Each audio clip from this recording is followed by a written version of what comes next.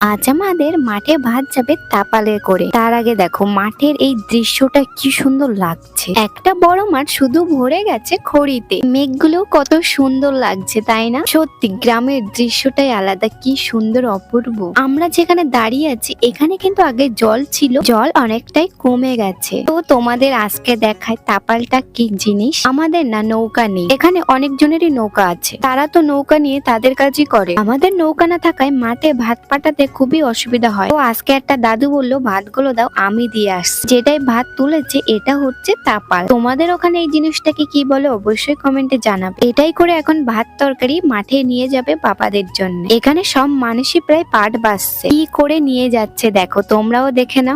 এই দৃশ্যটা কি সুন্দর লাগছে দেখতে। দেখে আমারও ইচ্ছা করছিল এইভাবে হাল বেয়ে ভাত দিয়ে আসতে, কিন্তু ভয় হচ্ছিল যদি হাম্মাসখানেকে ডুবে যায়, তার জন্য আমি আর যাই নাই। আমার বাবারা কিন্তু এই জমি পেরিয়ে আরো একটা জমিতে গিয়ে পাট বাস। আমি নিজেও জানি না ওখানে ওরা কিভাবে ভাত খায়, জলে নেবে না কোথাও বসে। তোমরা জানো এই মাঠ থেকে যেন অনেক মাছ পাচ্ছে আমাদের এখানে লোকেরা। জাল পেতে দিলে বিভিন্ন ধরনের মাছ, আমিও ধরবো পরের ভিডিও। এগুলো কি মাছ বলো তো?